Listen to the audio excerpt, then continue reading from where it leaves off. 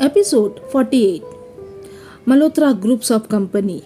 Krrish office पहुंच चुका था और अपने कैबिन में कुछ फाइलें चेक कर रहा था। तभी डोर नॉक हुआ तो क्रिश ने कम इन कहा, लेकिन उसकी नजरें फाइलों पर जमी हुई थी। दूसरी तरफ रिया दरवाज़ा खोलकर कैबिन के अंदर आ गई और क्रिश को ग्रीट किया। Good morning sir. तो क्रिश ने भी फाइल देखते देखते ही उसे गुड मॉर्निंग कहा। रिया को गुस्सा आ रहा था। वो आज इतना मेकअप करके आई थी, लेकिन क्रिश है कि उसकी तरफ देख भी नहीं रहा था। रिया आज पिंक कलर की एक टॉप जिसका नेक बहुत डीप था, जिससे उसकी अपर बॉडी कुछ हद तक एक्सपोज हो रही थी, और एक ब्लैक कलर की कटी फटी जीन्स। वो आज जानबूझकर इस तरह की रिवीलिंग ड्रेस पहनकर आई थी, जिससे वो क्रिश को अपने जाल में फांस सके। लेकिन हमारा क्रिश तो इन सब चक्करों से मीलों दूर रहता था। ये बात रिया को मालूम नहीं थी। रिया अपने मन में ही बोली, अरे इतनी हॉट लड़की सामने खड़ी है, लेकिन इन्हें देखो, एक बार भी नहीं देखा मुझे। कोई नहीं, एक दिन मैं तुम्हें मेरे प्यार के जाल में जरूर फंसा लूंगी। तभी क्रिश ने कहा, हाँ बोलो, क्या काम था? क्रिश की आवाज सुनकर हड़बड़ाते हुए रिया बोली, वो सर, ये आपका पूरा दिन का शेड्यूल है। और एक फाइल क्रिश की तरफ बढ़ा दिया।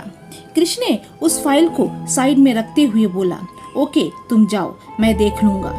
तो रिया बोली, सर मैं आपको एक्सप्लेन कर देती हूँ। तो क्रिश ने कहा, रिया मैं एक जरूरी काम कर रहा हूँ, मैं देख लूंगा, तुम जाओ।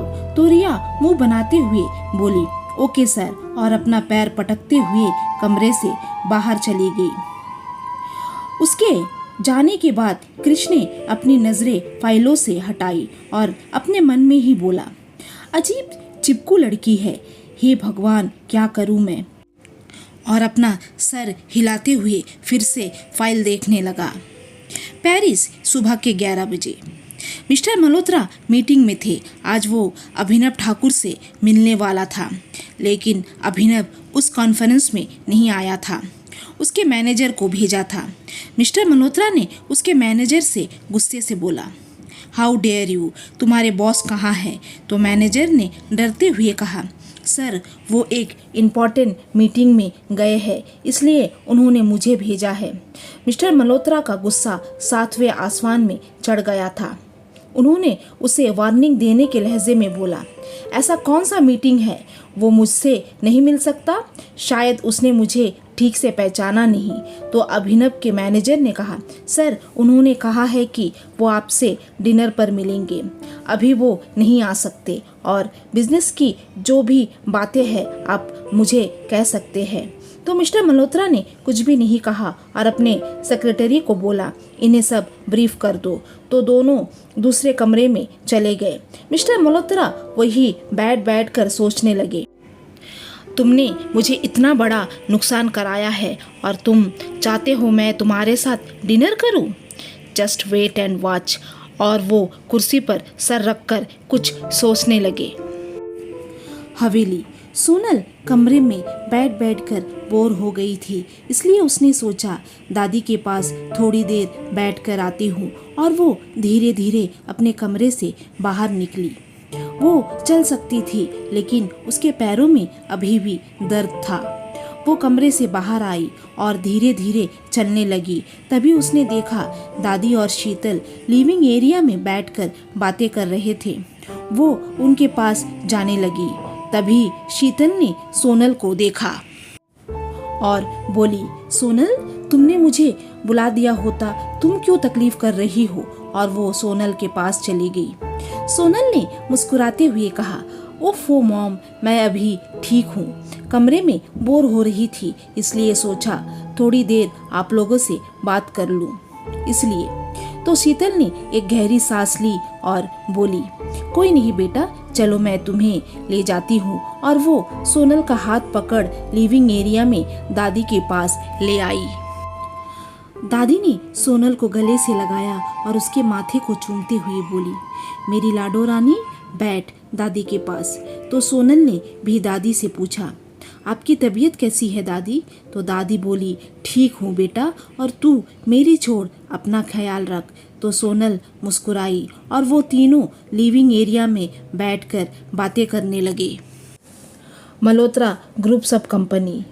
क्रिश को अभी एक क्लाइंट से मिलने जाना था। उसके लिए उसे ऑफिस से बाहर एक होटल में जाना था। वो सुबह से ही उसी की तैयारी कर रहा था क्योंकि वो अभी ये सब चीज़ों में नया था। तभी कैबिन का डोर नॉक हुआ तो क्रिश ने कम इन कहा तो मिस्टर बंसल कुछ फाइलें लेकर अंदर आए। उनके साथ रिया भी अंदर आ गई। रिया को तो बहाना चाहिए था क्रिश से मिलने का। रिया को देख क्रिश की भौहें सिकुड़ गई, लेकिन उसने उसे कुछ भी नहीं कहा और मिस्टर बंसल को देखते हुए कहा, मीटिंग कितने बजे की है? तो मिस्टर बंसल ने कहा 1 बजे की। तो क्रिश ने घड़ी देखी जिसमें 12:30 बज रहे थे। क्रिश ने कहा, आई थिंक हमें चलना चाहिए। तो मिस्टर बंसल ने कहा, यस हमें चलना चाहिए। तो मिस्टर बंसल ने रिया को देखते हुए कहा, मिस रिया, ये सब फाइलें पकड़ो और बाहर वेट करो, मैं सर को लेकर अभी आता हूँ। तो रिया के फेस में एक बड़ी सी स्माइल आ गई और वो फाइल्स लेकर बाहर चली गई।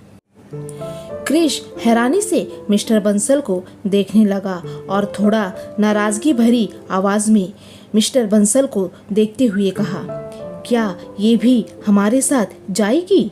तो मिस्टर बंसल ने सिंपल वे में कहा, हाँ। तो क्रिश ने कहा, नहीं, उसकी ज़रूरत नहीं है, मैं और आप ही जाएंगे, रिया को रहने दो।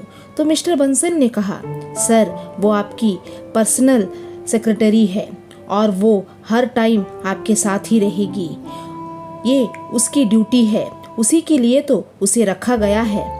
तो क्रिश ने कहा, हाँ वो तो ठीक है, लेकिन उसके कपड़े देखे हैं, किस तरह की कपड़े पहनती है वो, और वो अपना फेस दूसरी तरफ घुमा लिया। तो मिस्टर बंसल क्रिश के पास आ गए और उसके कंधे पर हाथ रखते हुए बोला, ये सब तो नॉर्मल है, अभी सब वेस्टर्न कल्चर को ही फॉलो करते हैं, आप समझ रहे हैं ना मैं क्या बोल रहा हूँ? तो क्रिश ने कहा, हाँ वो तो ठीक है, लेकिन मैं उसके साथ कहीं नहीं जाने वाला। तो मिस्टर बंसल ने एक गहरी सांस ली और बोला, सर ओके, कल से मैं उसे बोल दूंगा अच्छे कपड़े पहन कर आने के लिए। आज और हमारे पास टाइम नहीं है, प्लीज़ आज ये डील हमें कैसे भी करके लेना है। तो क्रिश ने भी कुछ सोचा और बोला, ठीक है चलिए। तो क्रिश और मिस्टर बंसल कैबिन से बाहर आए और रिया को लेकर ऑफिस से बाहर चले गए क्लाइंट से मिलने के लिए।